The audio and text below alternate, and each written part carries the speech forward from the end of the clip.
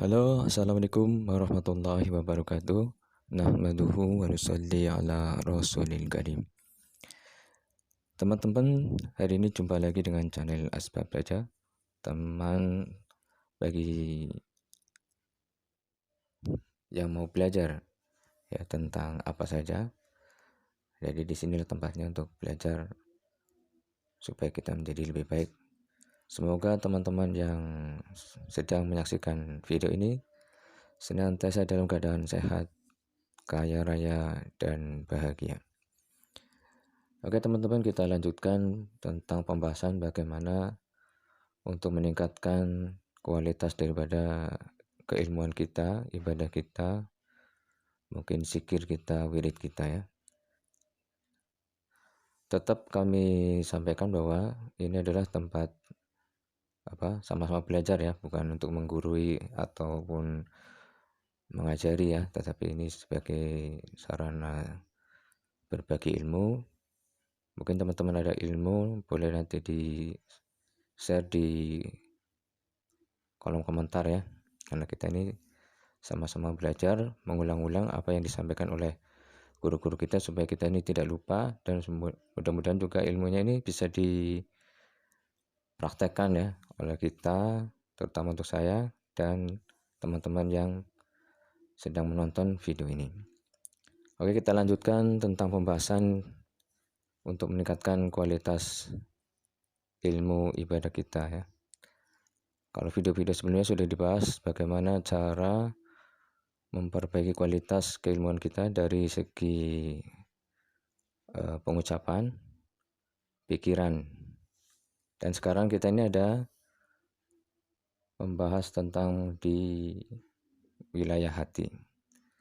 Karena ketika kita sedang membaca wirid, zikir, atau ibadah, maka yang harus kita perhatikan adalah pengucapan di mulut, kemudian yang dipikirkan, yang di hati itu harus sinkron ya, sama. Pada kesempatan kali ini adalah kita membahas tentang wilayah hati. Hati ini walaupun tidak ada mulutnya, sering kita dengar ya, berbagai macam bisikan-bisikan. Entah kita tahu datangnya dari mana. Cuma nanti bisikan-bisikan itu banyak sekali. Ada bisikan dari nafsu kita, ada daripada setan, ada malaikat pun ada, dan dari Allah SWT pun ada. Cuma kita tidak peka perkara ini. Nanti selalu kita akan bahas tentang bisikan-bisikan hati itu ya, kalau Allah mengizinkan ya. Jadi ketika kita sedang berzikir atau membaca keilmuan, wiridan atau mau ibadah, misalnya sholat, maka kita perlu menjaga hati supaya apa? Supaya hati kita ini tidak berbicara yang sesuai dengan yang kita inginkan. Maksudnya kita sedang beribadah menuju Allah SWT, maka usahakan hati pun menuju Allah SWT. Biasanya perasaan ya, di dalam hati ini ada perasaan-perasaan atau prasangka-prasangka yang mengajak supaya kita melalaikan Allah SWT. Maka perlu kita sadari juga bahwa ketika kita mengucapkan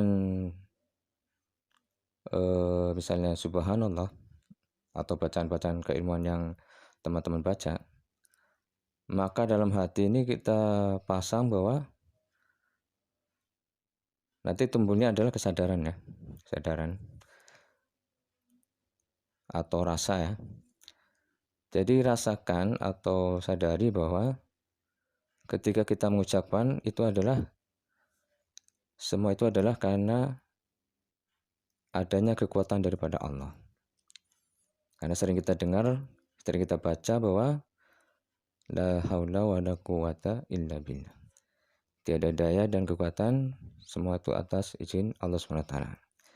Jadi sesungguhnya kita bisa mengucapkan, kita mempunyai ilmu yang untuk diwiridkan atau untuk kita ibadahi, kemudian kita ada kekuatan, semua itu adalah daya dan kekuatan daripada Allah SWT.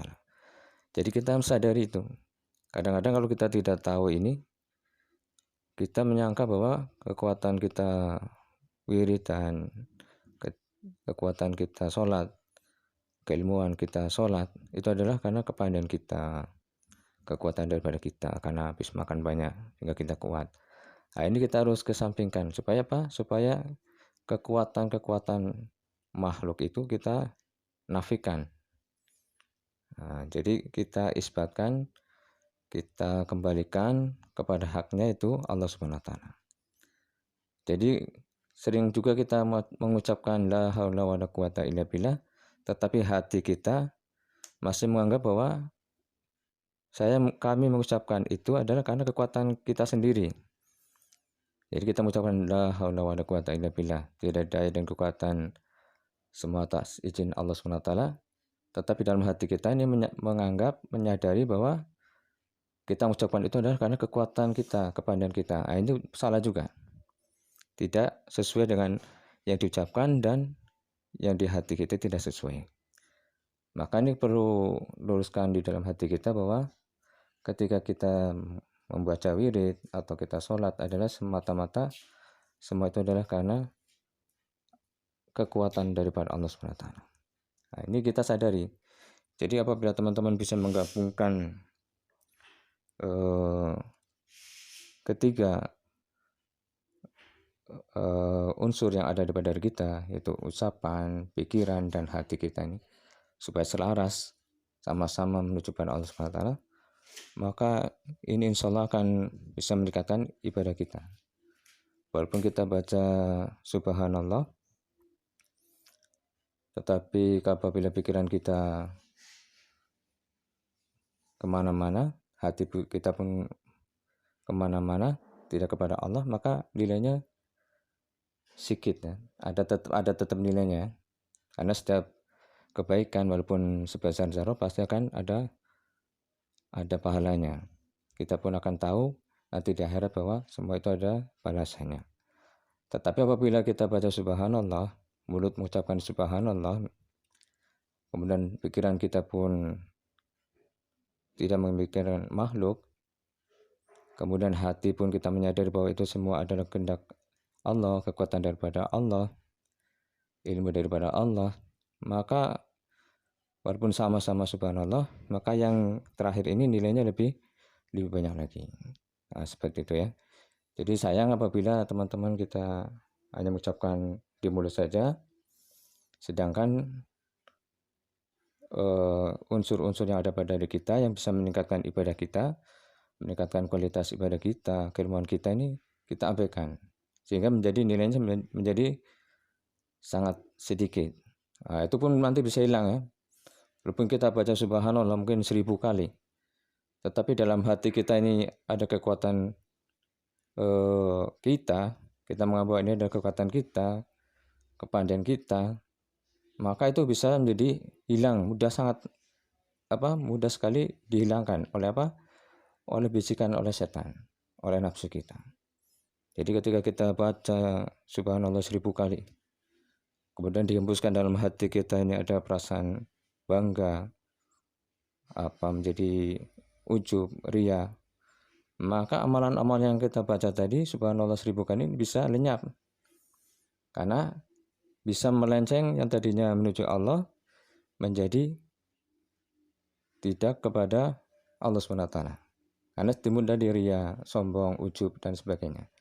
Ini akan menghapus daripada amalan-amalan yang kita buat. Jadi amalan-amalan kita ini akan tidak ada nilainya di sisi Allah SWT. Maka perlu kita menjaga daripada ketiga unsur yang disebutkan tadi ya, pengucapan, pikiran, dan hati. Jadi yang dibicarakan ini adalah baru tingkat dasarnya ya, karena nanti ada lagi pendalaman lagi, tingkatnya lebih dalam lagi, supaya kita bisa menjadi lebih baik lagi. Nanti insya Allah kita akan bahas lagi ya, yang lebih mendalam lagi. Mudah-mudahan Allah SWT izinkan. Tetapi apabila teman-teman mau mencoba ini, insya Allah akan ada perubahan, akan bisa dirasakan. Ketika kita mengucapkan pun sudah ada, bisa kita rasakan sendiri perbedaan dari yang sebelum-sebelumnya. Jadi apalagi nanti apabila teman-teman bisa istiqomah, nanti biasanya Allah SWT akan buka lagi jalan-jalan pengetahuan lagi, sehingga kita akan bisa meningkatkan lagi ibadah kita, kualitasnya ibadah kita ini, keilmuan kita, supaya menjadi lebih baik lagi. Mudah-mudahan bisa dipahami ya, sama-sama kita sedang belajar untuk meningkatkan kualitas daripada keilmuan kita, wirid kita, ibadah kita, supaya bisa diterima oleh Allah SWT, mendapat keridhaan Allah SWT. Itu saja yang bisa disampaikan. Insya Allah kita akan jumpa lagi dengan video yang mungkin mudah-mudahan lebih baik lagi ya. Tetap saja semoga teman-teman dalam keadaan sehat, kaya raya dan bahagia. Sampai jumpa lagi. Assalamualaikum warahmatullahi wabarakatuh.